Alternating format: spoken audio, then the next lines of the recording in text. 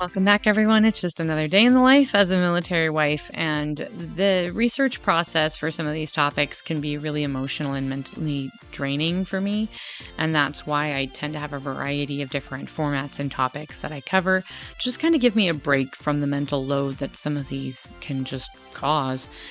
And this week's topic is particularly emotional for me as a mother. And so I'm just going to state right now, it may not be something you want to listen to with children in the vicinity. Pop in your earbuds because this one's going to be a bit of a doozy. That said, it's ironic it's coming out on September 11th because it is in regards to some issues that the Department of Homeland Security is having. And we'll get into it. As always, I am your host, Sam Wolf, and you're listening to Life of a Military Wife.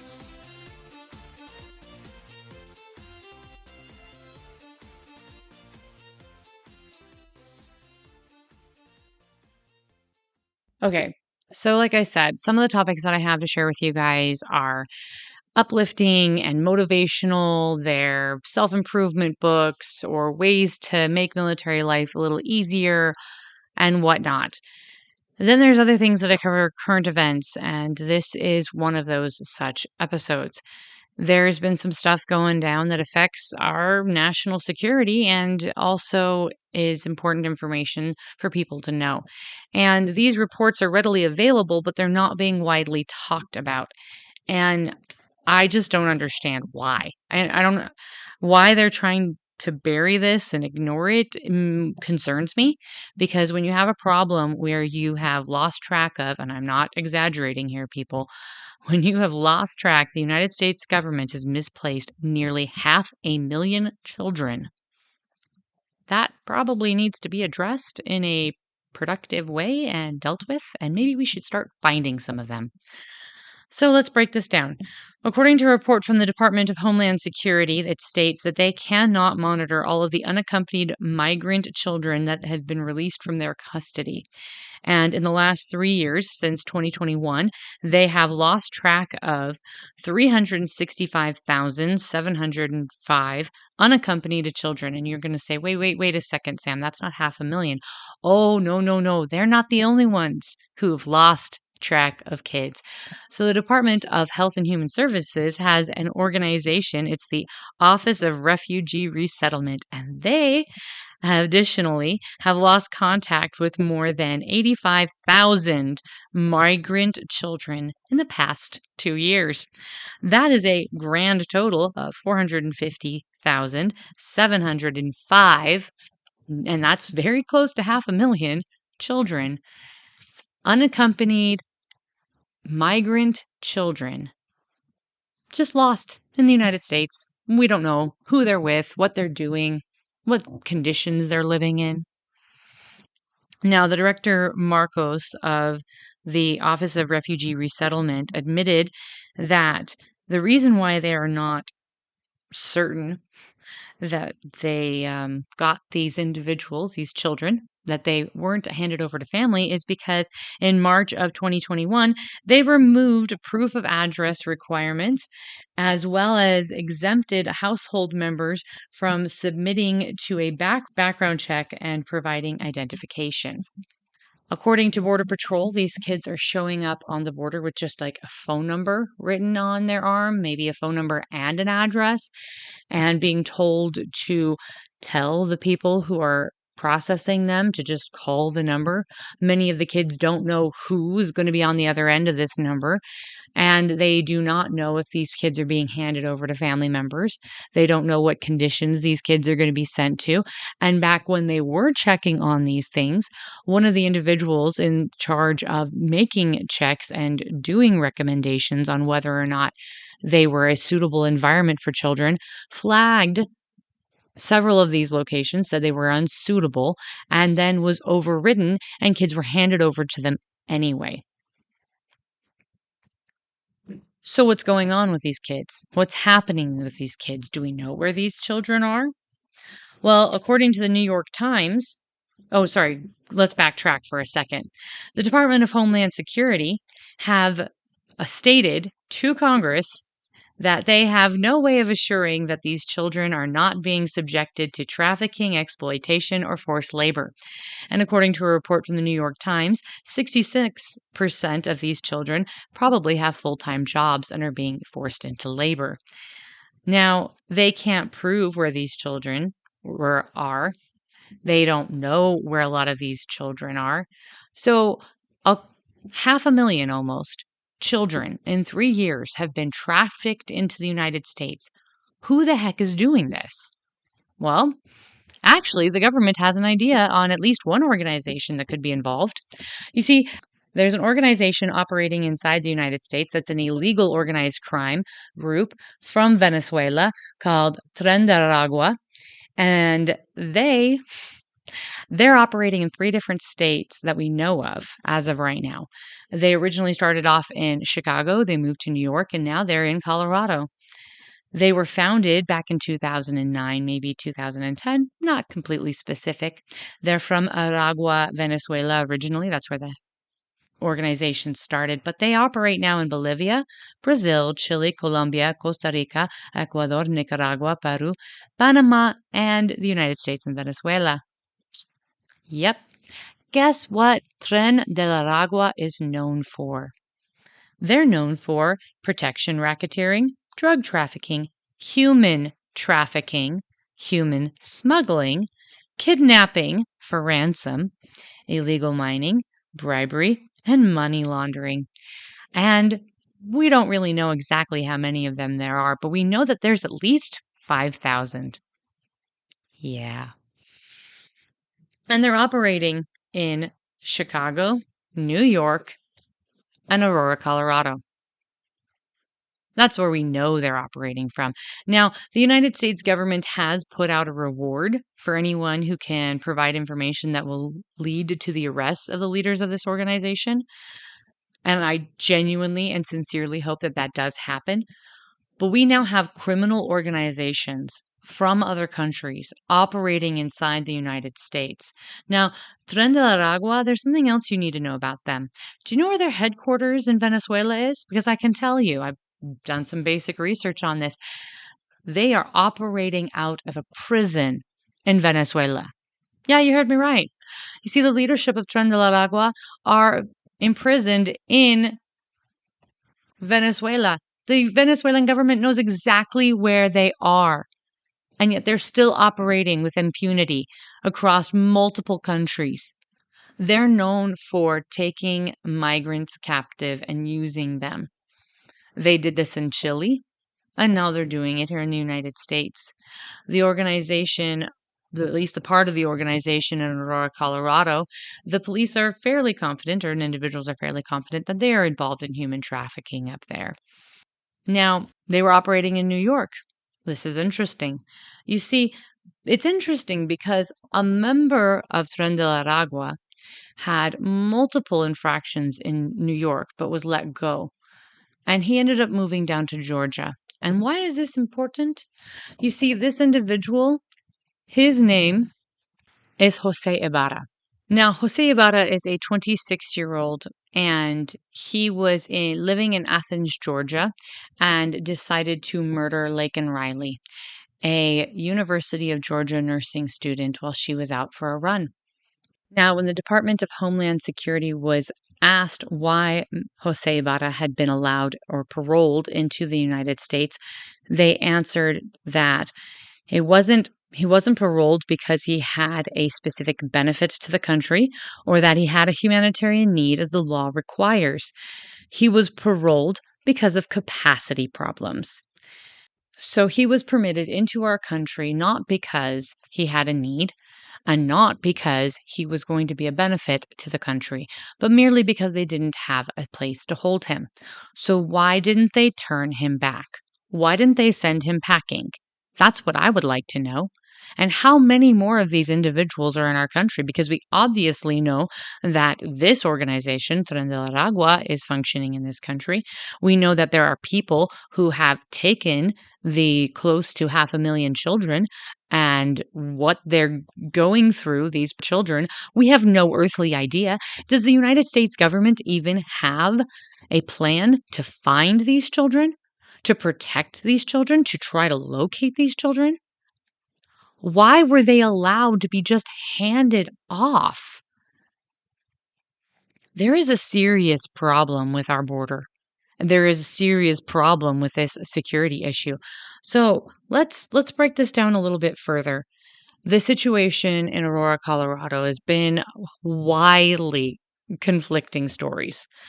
But recently, the city of Aurora has decided to confiscate one of the apartment complexes that was under suspicion of being controlled by this organized crime group from Venezuela because of the fact that it was no longer considered safe or sanitary to live in. And 300 people in that complex have been evicted, kicked out because of the situation. So Americans are losing their homes over these situations.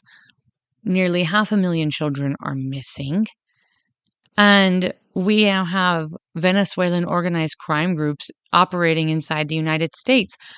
The headquarters for Tren de Aragua is in a prison in Venezuela.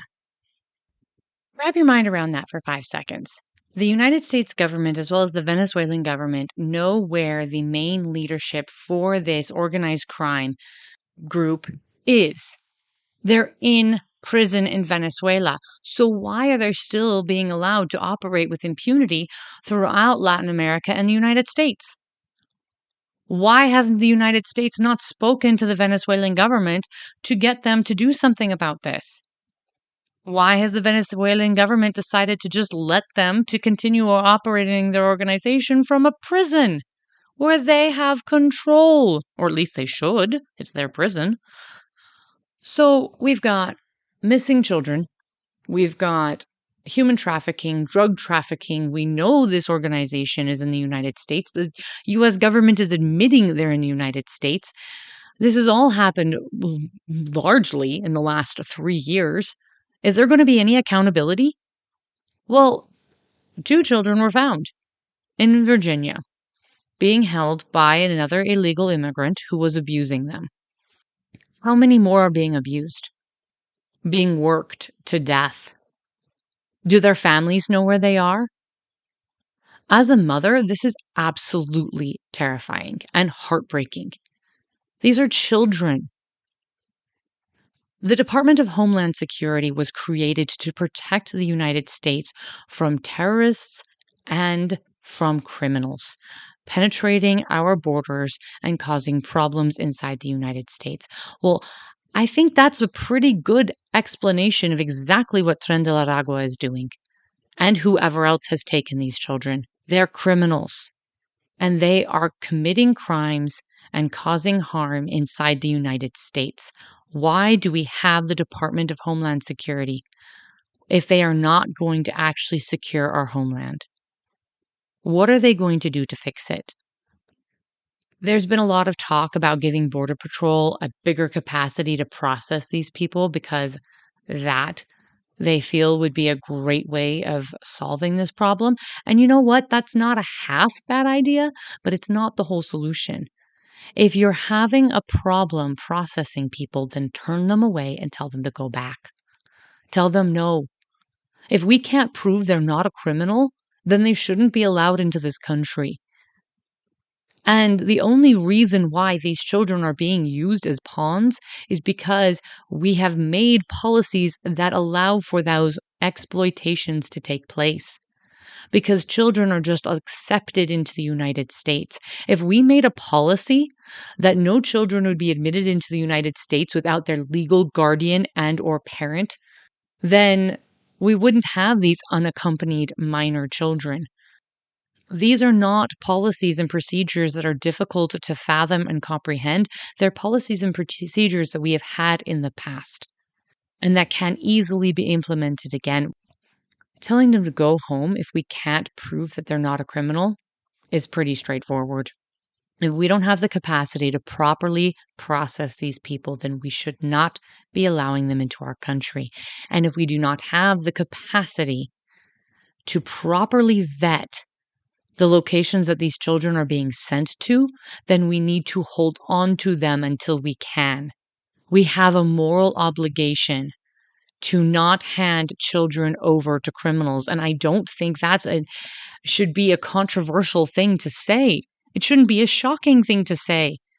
You should not hand children over to someone if you do not know that person is a family member or a guardian. I cannot go pick my children up from school without a verification process so that they know that I am the parent or that I have been given direct permission from the parent. I can't go get my own kids from a school here in the United States without verifying my identification that I am the parent. So why on earth is the United States government handing over nearly 500,000 children to people they don't know who they are and what they're going to do with them? And why is there no accountability? Why is no one talking about this? Why isn't this all over every single major news channel?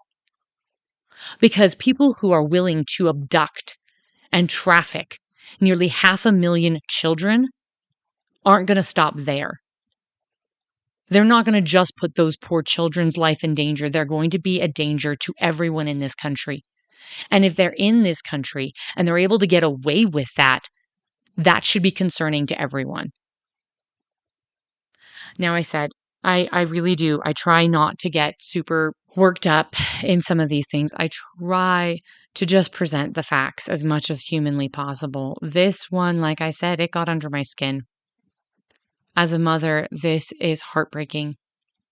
I have immigrant family that came to the United States for a better life. I've known lots and lots of amazing immigrants families in the United States military who are serving honorably, who are wonderful, incredible people who are a credit to this country. I have friends who are recent immigrants to this country. I love and cherish their friendship. I do not think criminals should be allowed in this country, and I do not think children should be exploited. And that is pretty straightforward. So, I'm sharing this information because it was heartbreaking. When I came across these reports, it literally was devastating to me. It brought me to tears. I can't even imagine what those kids are going through. And the fact that these reports are being buried, that nobody wants to talk about it, that for as far as I can tell, the problem's not getting fixed. That's wrong. And something needs to be said and something needs to be done. And maybe if we can all stand up, maybe if we can all point out how wrong this is, then the problem will be addressed. Maybe these children can be found and rescued.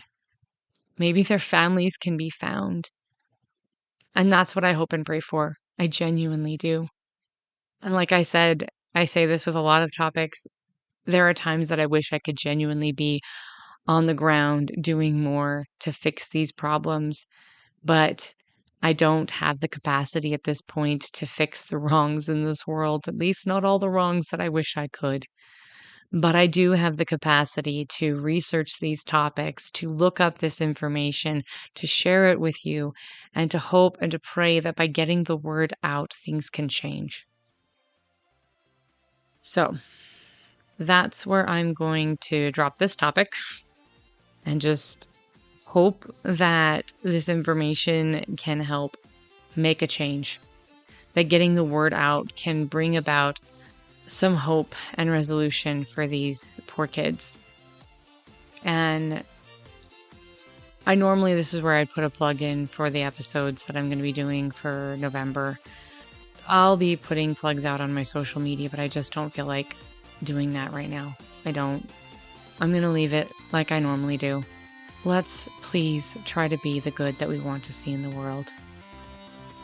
And with all that said, I'm your host, Sam Wolf, and you've been listening to Life of a Military Wife.